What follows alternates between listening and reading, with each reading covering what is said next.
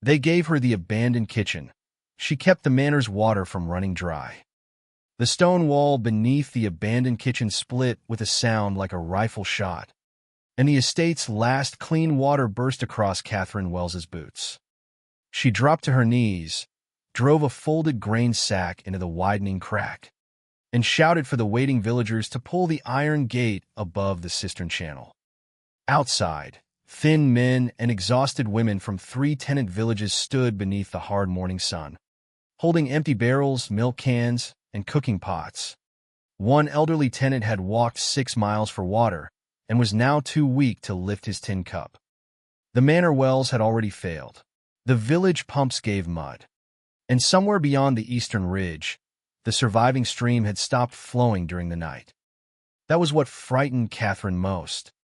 Drought could empty a reservoir slowly. It could not make running water vanish between sunset and dawn. She wedged her narrow shoulder against the grain sack while muddy water climbed around her skirts. Above her, boots struck the kitchen floor as the estate manager, Silas Rook, pushed through the crowd. "Get them out," he ordered. "This structure is unsafe." Catherine did not look up. If they leave without water, some of them will not make the walk home. They were told to wait for the master's decision. They have been waiting 3 days. Rook seized her arm and tried to pull her away from the crack.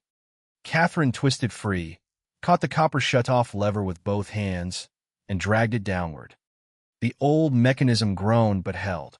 The torrent weakened to a narrow brown stream. For one moment, the cellar went quiet except for water dripping from the vaulted ceiling. Then Catherine saw the marks cut into the wet stone beside the inlet pipe. Fresh tool marks. Someone had forced the old control valve open from the eastern line. The failure was not only neglect.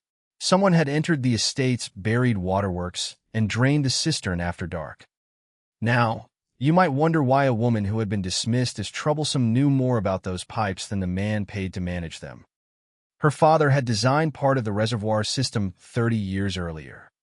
Catherine had carried his measuring chain, copied his diagrams, and learned to hear the difference between air in a pipe and water moving where it should not. After his death, the drawings had disappeared into the estate archives, and Rook had treated her warnings as the anxieties of an unmarried woman with too much education and no proper place to use it. So he gave her the abandoned kitchen. He believed it would silence her. Instead, it placed her directly above the forgotten heart of the estate's water system. Catherine climbed the narrow steps into the kitchen. Its blackened ovens had not burned in years, but the copper boilers remained connected to the old cistern. Long tables could hold sand filters and ration ledgers. A sealed trapdoor near the pantry opened toward inspection tunnels no one else remembered. Beyond the doorway, the villagers watched her with dry lips and guarded faces. The manor's young master, Thomas Ashford, entered from the courtyard, dust on his coat and disbelief in his eyes. He had ridden to the upper reservoir himself. "It is empty," he said. "Every basin." Catherine placed the broken valve pin on the table between them. Then someone wanted it empty. Before Thomas could answer, a tenant woman near the window raised one trembling hand and pointed toward the eastern hills. A line of fresh wagon tracks crossed the dry meadow toward neighboring land. Deep ruts showed that heavy timber and iron equipment had passed there before dawn. Then came a distant metallic pounding from beyond the ridge. Not thunder. Men driving stakes into the streambed. Catherine looked at Thomas. "Your neighbor is building something on our water." Rook stepped between them.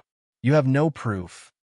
From beneath the kitchen floor came another groan of strained pipes, followed by the hollow rush of water flowing east, away from the manor and all 3 villages.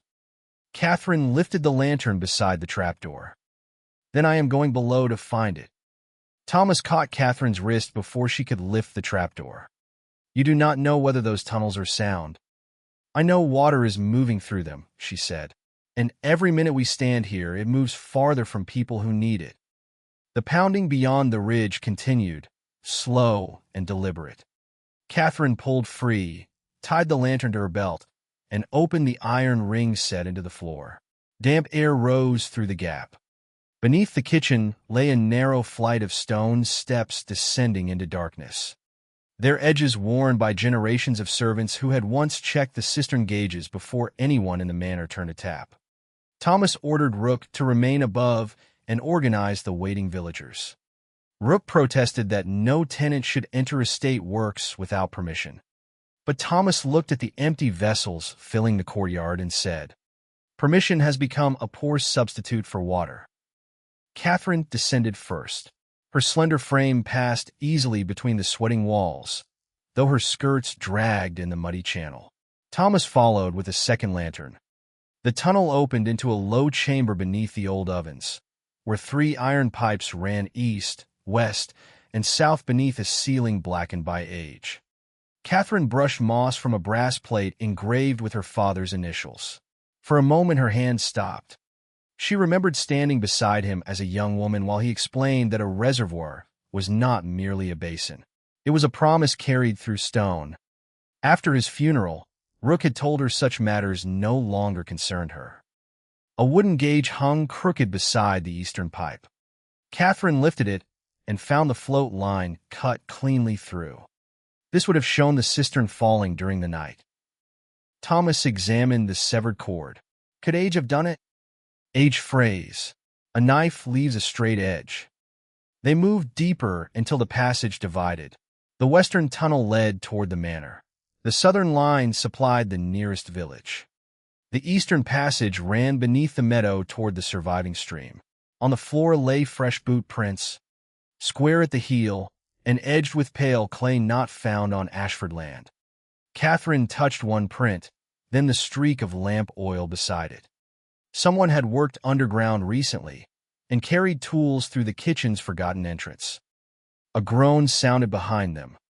Dust slipped from the ceiling. Thomas raised the lantern just as a section of mortar broke loose and struck his shoulder.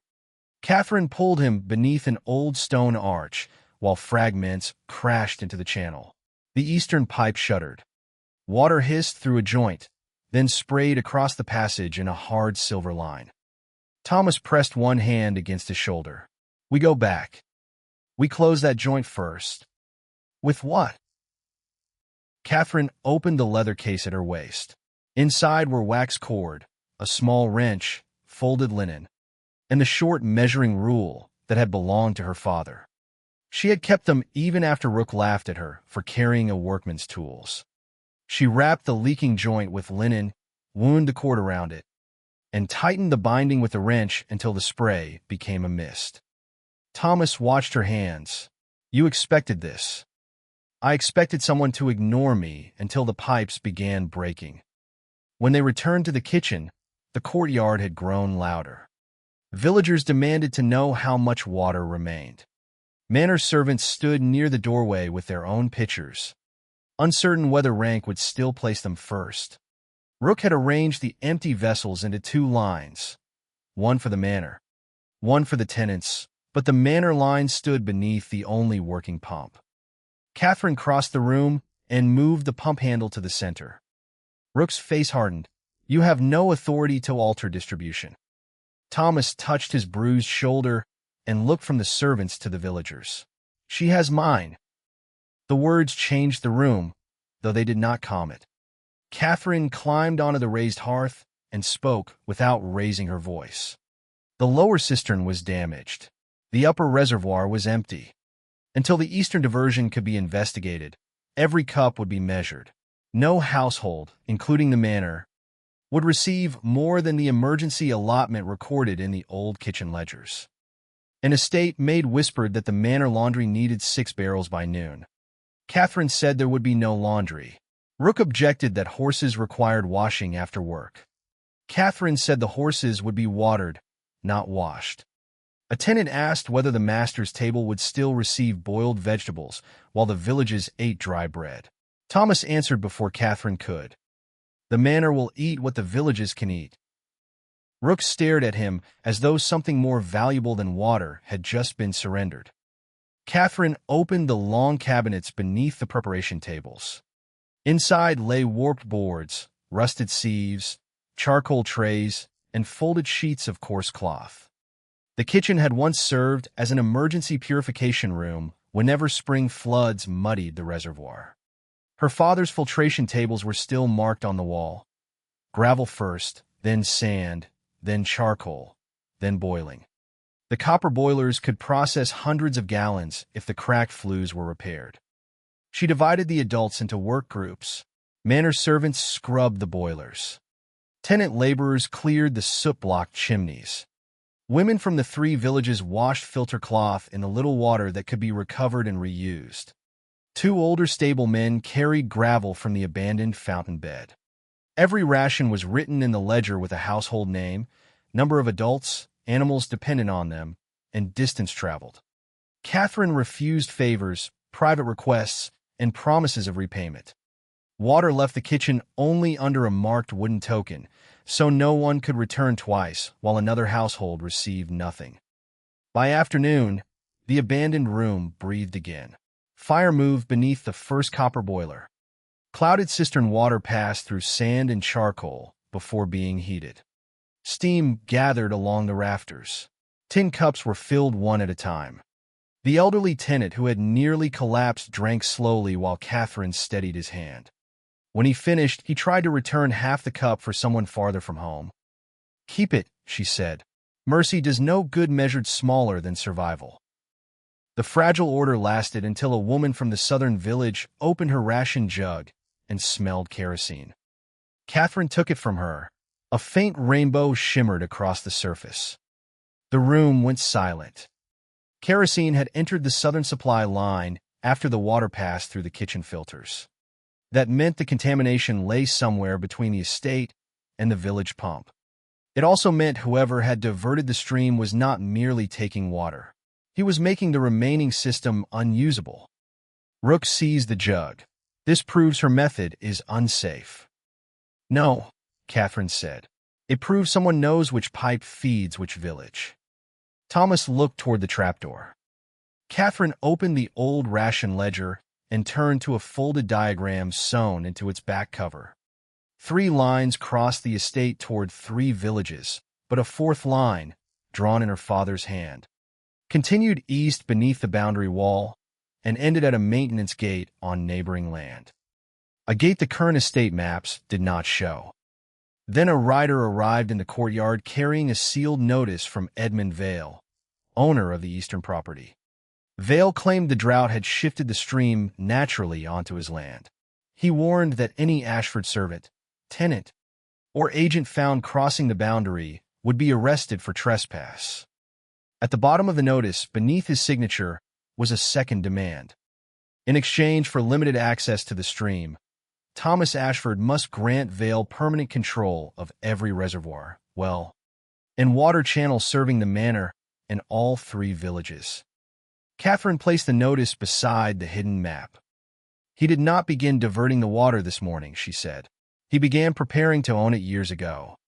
Edmund Vale arrived before sunset in a polished black carriage drawn by 2 gray horses that had been washed with more water than any tenant household had received that day.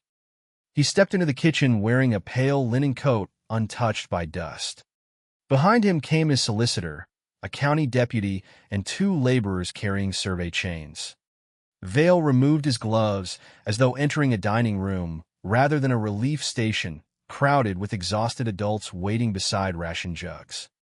"I regret the hardship," he said. "Nature has been severe with us all." Catherine stood behind the long table where every cup issued from the kitchen had been entered into the ledger. Steam rose from the copper boilers. The smell of charcoal, hot iron, and damp cloth filled the room. "Nature did not cut the cistern gauge," she said. Vale's eyes moved to her slowly. "Miss Wells, I presume, your reputation reached my property before your water did." Thomas stepped between them. "You demanded permanent control of my reservoirs. I offered relief." Vale placed a folded deed on the table. "Your estate cannot maintain its own system. 3 villages are already suffering because you refuse to modernize. Sign this transfer, and I will permit emergency water deliveries from my stream." Catherine opened the document without touching the ink. Vale would control the eastern stream, the upper reservoir, every village pump, and the buried channels beneath Ashford land. He would also set usage fees after the drought ended. The transfer was not temporary. It would turn every drink drawn by the manor and the 3 villages into a debt owed to Edmund Vale. Thomas read the final page. You call this relief? I call it administration. Water requires discipline. A woman waiting near the boiler tightened both hands around her ration token. Vale noticed her and smiled with practiced sympathy. No one will be denied, he said, provided accounts are kept properly. Catherine looked toward the 2 laborers behind him. Pale clay dried along the edges of their boots, the same clay she had found beneath the kitchen. Were your men repairing fences last night? She asked. Vale's solicitor answered first. My client is not required to explain lawful work performed on his own land. Did lawful work require entering our tunnels? The deputy shifted his weight. Vale did not. Be careful, Miss Wells. Accusations made without evidence can become expensive. Catherine placed the cut-gauge cord beside his deed. Then she set down the broken valve pin and the jug contaminated with kerosene. Vale glanced at each object with mild interest. Old systems fail. Frightened people imagine enemies because drought has no face. The pounding beyond the ridge had stopped, but the hollow rush beneath the floor continued. Thomas folded the transfer and pushed it back. I will not sign. Vale's pleasant expression remained, though something colder settled beneath it. Then the villages will hold you responsible when their allotments end. They will know who diverted the stream. They will know who legally owns the bank where it now runs. The deputy produced a county notice forbidding Ashford workers from crossing Vale's boundary or interfering with any dam, sluice, or channel under his protection. The seal looked official. The language sounded final. Vale left the paper beside the ration ledger. You may keep your pride, Ashford, he said, but pride cannot be boiled and poured into a cup. He turned toward the door. Catherine moved in front of him. She did not block the exit. She held out her hand. Your inspection token. For the first time, his control slipped. My what? The brass token issued to anyone entering the old water tunnels. My father numbered them. Estate. Workers carried round tokens. Boundary inspectors carried square ones. Vale looked at Thomas. Is she always permitted to invent rules after the fact? Catherine pointed to a chain beneath the edge of his coat. A small square of dark brass hung beside his watch key. One of the villagers saw it, then another. Vale closed his coat. The solicitor stepped forward, but Thomas planted himself between Catherine and the 3 men. His injured shoulder stiffened beneath his jacket. No one threatens her under this roof, he said. Vale gave him a thin smile. This is an abandoned kitchen. Thomas looked at the boiling water, the ration lines, and the adults from 3 villages working beside Manor servants. Not anymore. He barred the doorway with his body until Vale's party stepped back into the courtyard. The carriage rolled east beneath a red evening sky. No one in the kitchen spoke until the sound of its wheels faded. Then Rook said, You have made an enemy of the only man with water. Catherine picked up the county notice. He was already our enemy. We have merely stopped pretending he came as a neighbor. Thomas ordered the outer doors secured and 2 estate workers placed near the kitchen through the night. Catherine refused armed guards inside the ration room. Frightened people, rifles, and shrinking water stores made a dangerous mixture. Instead, she had the doors watched openly and the ledger table kept in plain sight. A weapon could defend the kitchen for a night. It could not prove where the stream had gone. Catherine spread her father's hidden diagram across the preparation table. The 3 village lines were clear, but the 4th eastern line had been altered. A strip of paper had been pasted over the original route years earlier. Steam from the boilers loosened one corner. She lifted it carefully with the tip of her measuring rule. Beneath it, her father had drawn a shared intake basin straddling the Ashford and Vale boundary. Thomas leaned closer. The stream was never entirely his. Not according to this map. Written beside the basin were 3 initials and a date 28 years earlier. One set belonged to Catherine's father. Another belonged to Thomas's late father. The third was E.V. Edmund Vale. Catherine searched the cabinets until she found the corresponding ration volume. Its leather binding had swollen with damp, but the entries remained legible. During an earlier dry summer, both estates had funded the basin together. Ashford stoneworkers built the lower channel. Vale timber crews built the gates. The agreement required the stream to remain undivided during drought, so the manor and all 3 villages would receive water before either estate irrigated private fields. Thomas read the final clause twice. My father never mentioned this. Perhaps because someone removed it from the current records. Rook stood near the hearth, too still. Catherine turned to him. You managed the archives when the new boundary maps were prepared. I managed accounts. Then you know who ordered the eastern line erased.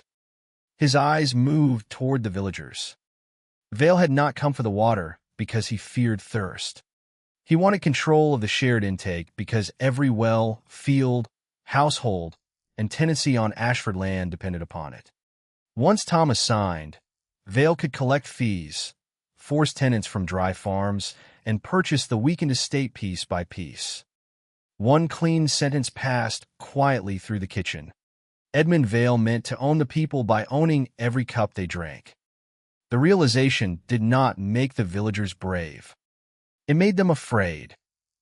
A tenant from the farthest village placed his token on the table and said he could not risk angering Vale. His lease renewal required access across Vale's road. Another admitted owing money to Vale's grain office. A manor servant whispered that the deputy's brother served as Vale's foreman. Several adults stepped away from the map as though evidence itself might mark them for punishment. Catherine did not shame them. Fear was not cowardice when a powerful man controlled wages, roads, and courts. But silence would leave him controlling the water too. She asked only for facts. Who had seen wagons crossing the eastern meadow? Who had heard blasting near the boundary? Who remembered repairs to the shared basin? At first, no one answered. Then the elderly tenant Catherine had steadied that morning lifted his empty cup. My name is Amos Reed, he said. I laid stone for your father. His voice shook, but he did not sit down. He remembered the shared intake because Catherine's father had made both estates carve their names into the same foundation block. Amos had also helped build an overflow channel beneath the eastern meadow. It was meant to return excess water to Ashford's lower cistern whenever Vale's mill pond rose too high. Can you find that channel? Catherine asked. If they have not filled it. Rook moved abruptly toward the ledger table. The recollections of an old laborer will not stand against a county deed. Amos looked at him. You were there too. The kitchen went still. Rook's jaw tightened. You carried the survey book, Amos continued.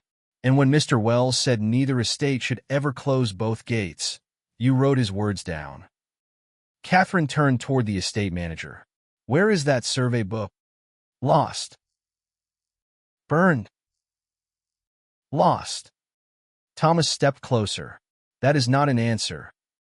Rook looked toward the locked courtyard doors, then lowered his voice. He admitted the book had remained in the Manor archive until 6 years earlier, when Vale paid the estate's overdue taxes during Thomas's father's final illness. As part of that arrangement, Vale's solicitor inspected all boundary records. Afterward, the survey book disappeared. Why did you say nothing? Thomas asked. Because without Vale's money, the estate would have been seized. And with his money? Rook looked at the ration line. It was seized more slowly. That confession broke something in the room. Not fear, but the belief that obedience had ever protected them. A stable worker remembered hauling iron gates east 3 months earlier. A washerwoman had seen Vale's men buying barrels of kerosene. A tenant from the southern village knew of a drainage trench dug at night. Catherine wrote every statement in the ledger and asked each witness to mark it. Those who could not sign pressed a thumb beside their words. The practical work continued around them. Filters were changed. Boilers were fed. Rations were measured. Evidence grew beside survival, one name at a time. Near midnight, Amos led Catherine and Thomas through the tunnel to the eastern junction. 3 Manor workers followed with lanterns and tools. At the buried boundary wall, Amos found a stone marked with a worn cross. Behind it lay the old overflow gate. Its mechanism had been chained shut. The chain was new. Thomas raised a hammer, but Catherine stopped him. Breaking it would allow Vale to claim they had damaged his property. Instead, she measured the chain, copied the maker's stamp, and traced the diverted flow through the wall. Water thundered beyond the stones, abundant and close. Enough water remained to supply everyone. Vale had not saved it. He had trapped it. They returned to the kitchen carrying the measurements and a fragment of pale clay from the new mortar. Catherine placed them with the map, the witness marks, and the old ration volume. At dawn, the copper boiler fires dimmed. Not from lack of fuel. Someone had blocked the chimney vents from the roof. Smoke rolled across the rafters. Adults coughed and stumbled toward the doors. Catherine ordered the flames smothered before the boilers burst. Thomas ran into the courtyard as one of the guards shouted from the archive wing. A window had been broken. By the time Catherine reached the record room, the cabinet holding her father's remaining papers stood open. Muddy prints crossed the carpet. The shelves had been emptied onto the floor.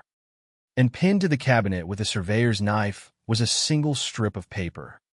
Sign the transfer by noon, it read, or the kitchen will receive no more water. Below the threat lay the square brass inspection token Catherine had seen on Edmund Vale's chain. The first blow against the eastern boundary gate came at 11 minutes before noon. Catherine heard it through the kitchen floor, a deep iron concussion that trembled through the copper. Boilers and sent ripples across every ration jug on the tables. Thomas had not signed Vale's transfer. Instead, he had sent a rider to the county judge carrying the old ration volume, the hidden map, and sworn statements from the villagers. The judge had answered with a temporary order. No alteration to the shared waterworks until a hearing could be held that afternoon. Edmund Vale answered with men, chains, and a claim that the judge's messenger had never reached him. Catherine ran down through the cistern entrance with Thomas, Amos Reed, and 6 estate workers close behind. Smoke still clung to the tunnel walls from the blocked kitchen vents. The eastern pipe shook above their heads as another blow struck the gate beyond the boundary. "They're trying to break the old intake loose," Amos said. "If the foundation shifts, the return channel will collapse." "And if it collapses?" Thomas asked. "The stream stays on Vale land, court order or no court order." At the boundary chamber, water hissed through fresh cracks in the mortar. Beyond the wall came the scrape of chains and men shouting. Vale's laborers had attached a team of horses to the shared gate and were dragging against it from the eastern side. Catherine held her lantern to the old foundation block. The carved names were there beneath the mineral stain. Wells, Ashford, and Vale, cut into the same stone. Proof that the intake had been built jointly. But the chain holding the overflow gate shut ran through a new iron bracket fixed above the inscription. Each pull from the horses tore the bracket deeper into the old block. Thomas reached for the hammer again. "We break the chain." "No," Catherine said. "We open the bypass." Amos stared at her. "That channel has not moved in 20 years. It only has to move once." She climbed onto the wet ledge beside the pipe and found the counterweight mechanism her father had drawn in the hidden diagram. Rust had frozen the wheel. Mud and lime packed the teeth. 2 workers fitted pry bars beneath the spokes, but the wheel would not turn. Another blow struck. A crack opened across the foundation. Water shot through and knocked one man backward into the channel. Thomas caught him by the coat before the current pulled him beneath the pipe. Catherine dropped beside them, braced her boots against the wall, and helped drag him onto the ledge. Above the roar, Amos shouted, One more pull may take the whole block. Catherine looked at the mechanism. The rust was thickest around a narrow pin beneath the wheel. Her father had marked it in red on the old plan, a safety release meant to free the counterweight during flood conditions. She wedged her measuring rule beneath the pin and struck it with the wrench. The rule cracked. The pin did not move. On the eastern side, a man called for the horses to pull again. Thomas took the wrench from her.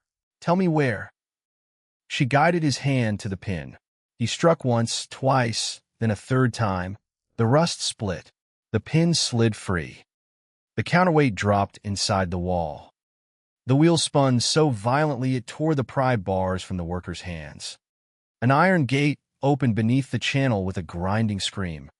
Entrapped water surged west through the old overflow line. The force knocked Catherine from the ledge. For one breath, she disappeared beneath the brown current. Thomas plunged after her, seized the back of her dress, and dragged her against the stone steps. Catherine coughed, found the edge with both hands, and pulled herself clear while water thundered beneath them toward the manor and the 3 villages. The kitchen bells began ringing above. Not an alarm. The signal that water had reached the lower cistern. The relief lasted only seconds. The new bracket tore loose from the foundation, carrying a slab of carved stone with it. The block bearing the 3 names cracked down the middle and vanished into the rushing channel.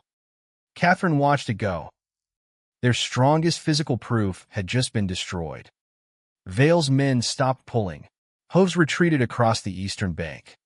By the time Thomas and Catherine climbed into daylight, the county deputy stood in the kitchen doorway with an arrest warrant. He accused them of trespass, sabotage, and destruction of Vale property. The villagers gathered around the ration tables, wet-eyed and silent. Water now filled the cistern beneath their feet, but the deputy held the law in his hand. Thomas stepped forward. "Arrest me." The deputy looked past him. The warrant names Catherine Wells. Rook moved between Catherine and the officer. His face had gone gray. "She did not cross the boundary," he said. "The gate was operated from Ashford land." The deputy unfolded a second paper. "Mr. Vale swears the shared intake never existed. He says Miss Wells fabricated the map to justify theft." Catherine looked at the mud on her skirt, the broken measuring rule in her hand, and the open trapdoor behind her. Then she gave Thomas the ration ledger. "Keep the water moving," she said. She went with the deputy without resistance. The county courtroom was packed before the afternoon hearing began. Tenant farmers stood against the walls beside manor servants. Vale's laborers occupied the front benches in clean shirts. Edmund Vale sat beside his solicitor beneath the tall windows, composed and dry. Catherine stood at the opposite table with Thomas and Amos. Her wet clothes had dried stiff with mud. A bruise darkened one side of her face, where the current had thrown her against the wall. Judge Mercer entered carrying the temporary order Thomas had obtained that morning. Vale's solicitor rose first. He argued that Ashford Estate had unlawfully interfered with a stream lying entirely within Vale's surveyed boundary. He presented a county map bearing an official seal, signed 6 years earlier, showing no shared intake, no overflow channel, and no Ashford rights east of the boundary wall. Then he placed Catherine's broken measuring rule on the evidence table. "This woman entered the works with tools," he said. "She damaged my client's gate, flooded his lower pasture, and invented an old agreement to excuse the act." Catherine's hidden map was admitted next, but the solicitor called it an undated private sketch prepared by her father, a man no longer alive to verify it. The old ration volume recorded joint labor, but the pages containing signatures had been cut from the binding years before. The judge studied the official county map. Its seal was clear. Its date was proper. For several long minutes, the paper looked stronger than every living witness in the room. Thomas called Amos Reed. The elderly stonemason walked slowly to the witness chair and swore he had helped build the intake 28 years earlier. He described the shared foundation, the 2 gates, and the overflow channel. He described the 3 names carved into one stone. Vale's solicitor smiled. "Where is that stone now?" Amos looked toward Catherine. "Broken away today." "Convenient." "It was there. But it cannot be examined." "No." The solicitor held up the county map. "Can you read survey measures, Mr. Reed?" "No." "Can you identify the legal boundary from written bearings?" "No." "Then what you remember is stonework, not ownership." Amos's voice weakened. "I remember what we built." The solicitor sat down as though that settled everything. Rook was called next. He admitted that Vale's solicitor had inspected Ashford boundary records 6 years earlier. He admitted the original survey book disappeared afterward. But when Thomas asked whether Vale ordered its removal, Rook hesitated. Vale turned his head slightly. It was a small movement, almost courteous. Rook saw it. His mouth opened, then closed. The courtroom waited. Judge Mercer said, "Mr. Rook, answer the question." Rook gripped the rail. "I never heard Mr. Vale give such an order." Vale's solicitor leaned back. Thomas's shoulders fell. Catherine understood. Rook was still afraid, not only for himself, but for the forged accounts, neglected repairs, and years of silence that could send him to prison beside Vale. The judge turned to Catherine. "Do you have proof beyond memory and an incomplete ledger?" She placed the square inspection token on the table. Vale claimed it had been stolen from his carriage that morning. She produced the cut-gauge cord, the new chain measurements, the clay from the fresh mortar, and the maker's stamp copied from the bracket. Vale's solicitor answered each item with another explanation. Old systems broke. Chains could be purchased by anyone. Clay proved nothing. A token did not establish ownership. Then Vale presented a receipt showing he had ordered the chain months earlier for repairs to a mill gate on his own land. The judge examined the papers and looked toward the deputy. "Pending further evidence, the arrest warrant remains valid." A murmur passed through the room. The deputy moved toward Catherine. This was the moment Vale had built everything toward. If she was removed, Thomas would face the transfer demand alone. Without her testimony, the ration system could be called unsafe. Without the old agreement, the stream would belong to the man whose official map said it did. Catherine looked at the county seal pressed into the lower corner of that map. Something about it troubled her. Not the design, the position. Her father had taught her that county survey maps were signed first, entered into the record book second, and sealed only after the clerk assigned the filing number. On Vale's map, the seal covered part of the handwritten filing number, but the ink beneath it had bled outward into the paper. The seal had been pressed before the number was written. Catherine asked to examine it. Vale's solicitor objected. Judge Mercer allowed her one question. She turned to the county clerk, a narrow-faced man seated beside the judge's bench. "Was this map sealed before or after it was entered?" The clerk looked at Vale. Vale folded his hands. The clerk's face tightened. "After." Catherine held the paper toward the window. "Then why does the filing ink spread across the seal impression instead of disappearing beneath it?" The room went still. Judge Mercer took the map and tilted it toward the light. The number had been written after the seal was pressed. The clerk swallowed. Vale's solicitor rose. "Ink behavior is hardly proof of fraud." Catherine opened the ration volume to the page where the missing signature sheets had been cut away. "No, but the paper may be." She asked the judge to compare the torn inner edge of the ledger with the county map. The clerk stopped breathing. The map had been drawn on old watermarked paper. Along its left edge remained a row of tiny thread holes where the sheet had once been sewn into a binding. Thomas brought the ledger forward. The holes aligned. Vale's county map had been made from a page cut out of the original Ashford survey book. Judge Mercer ordered the clerk to stand. The man did not move. Vale spoke softly from his table. "Think carefully. The clerk's hand trembled against the bench. For a moment he seemed ready to repeat the lie. Then he looked at Amos Reed, who could barely remain upright after walking from the kitchen. He looked at Catherine's bruised face. Finally, he looked toward the back of the room, where adults from 3 villages stood holding the wooden ration tokens that had kept them alive. His voice failed on the first attempt. On the second, he told the truth. 6 years earlier, Vale's solicitor had brought him a blank sheet removed from an old survey volume. The clerk pressed the county seal before the false boundary map was drawn, so the impression would appear aged and official. Vale paid his debts and promised him a permanent position. The filing number was added later, after the altered map replaced the original in the county register. Judge Mercer asked where the missing survey book was. The clerk pointed toward Vale's solicitor.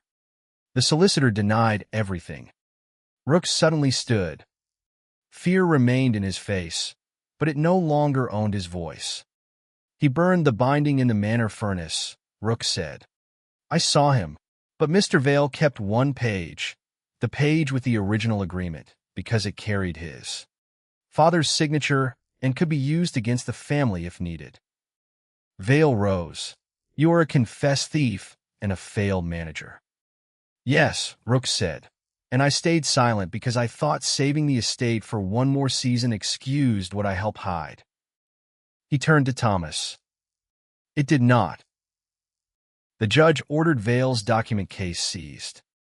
Inside, beneath deeds and tax notes, lay a folded survey page bearing the original joint water agreement.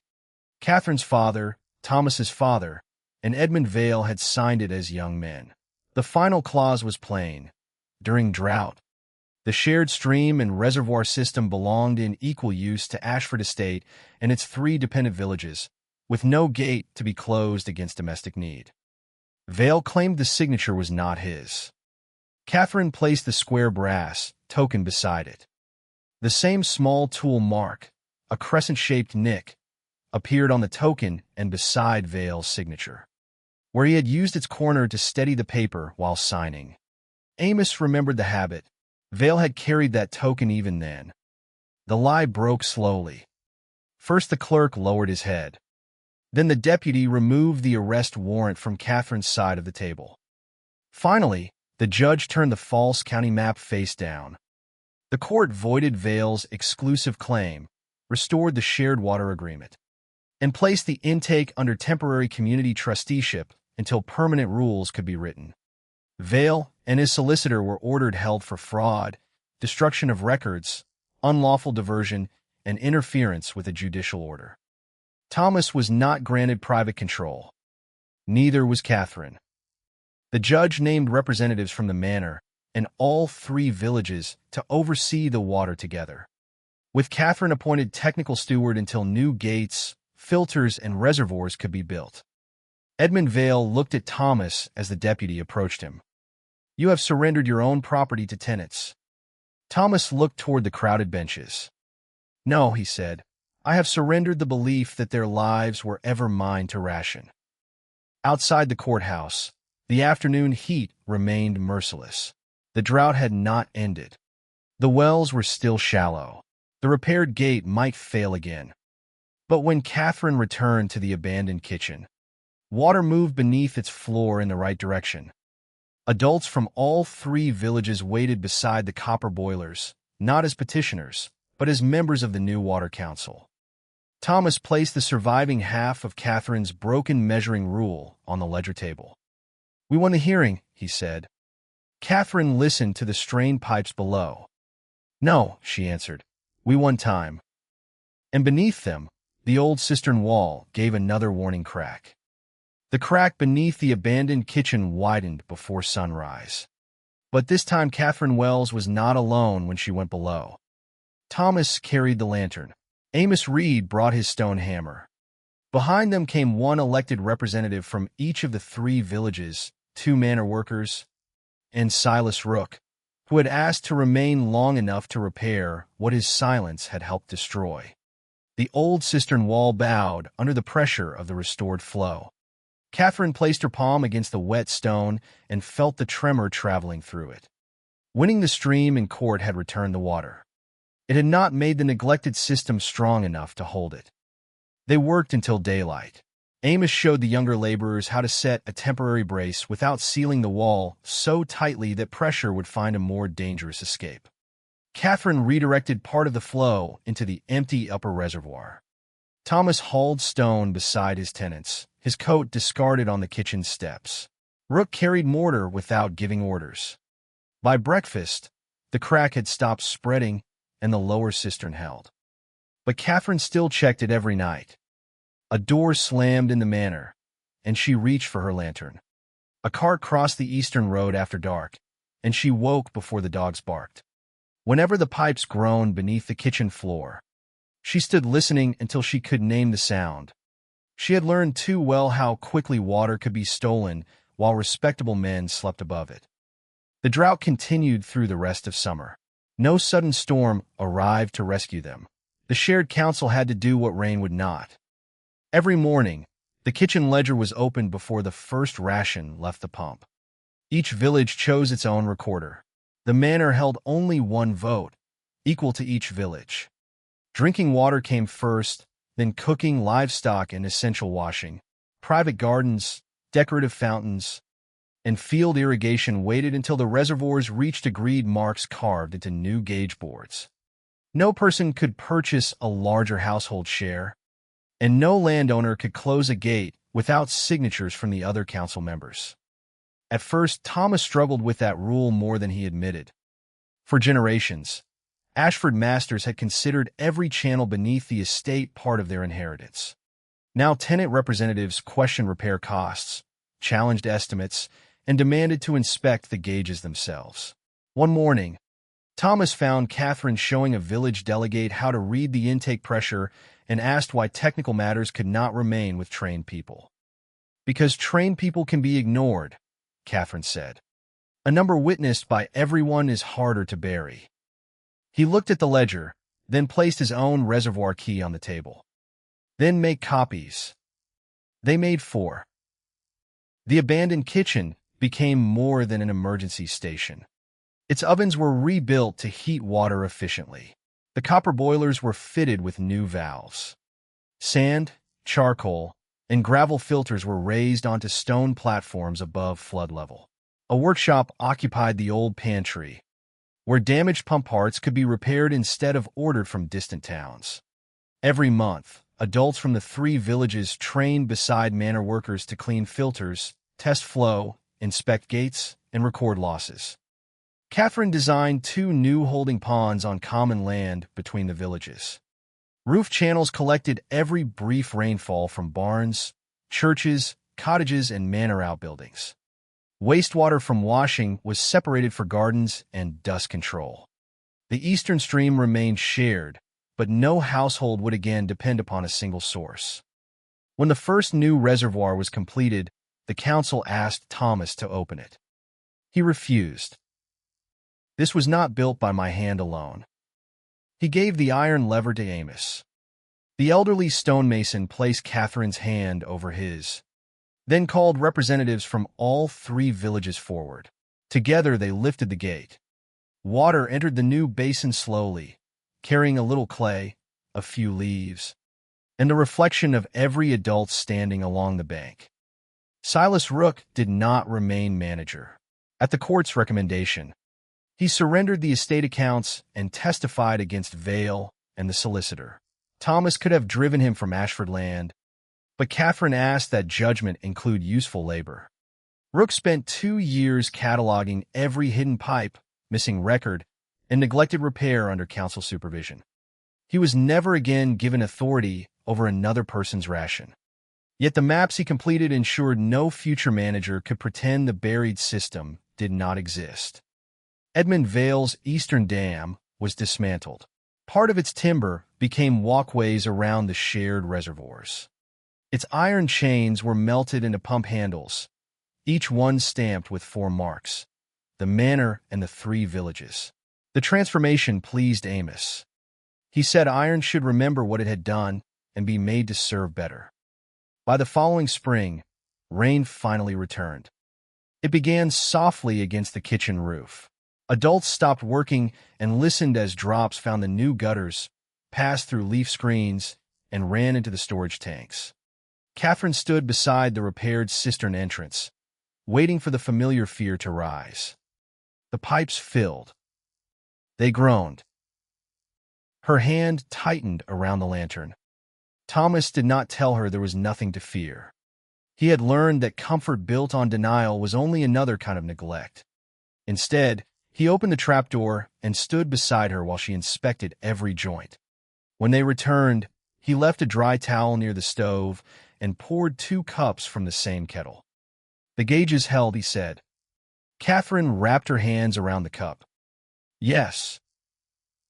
That single word carried more peace than any promise he could have offered. Years later, the kitchen door remained open during council hours. No tenant waited outside for permission to enter. The ration ledger became a public water book containing rainfall totals, repair costs, reservoir levels, and the signatures of those responsible for each decision. Catherine served as technical steward until her hair turned silver, then trained 3 adults, 1 from each village, to replace her. Thomas never reclaimed sole ownership of the water. Instead, Ashford Estate placed the reservoirs, stream gates, and kitchen works into a permanent shared trust that could not be sold with the manor or seized for private debt. The agreement survived another drought, 2 changes of estate ownership, and every ambitious man who believed a legal title should be enough to control a thirsty community. On the kitchen wall, they mounted Catherine's broken measuring rule beside the square brass token that exposed veil. Beneath them, a simple inscription was carved into stone. Water is held, not owned. The story had begun when a wall split and the last clean water rushed across Catherine Wells's boots. It ended many years later with that same wall still standing, reinforced by hands from the manor and all 3 villages, while water moved safely beneath an open door. And if this story reminded you that survival becomes stronger when responsibility is shared, write "Water belongs to all" in the comments and tell us where you are watching from. Subscribe for more stories about quiet courage, hard truth, and the people who choose to keep the door open.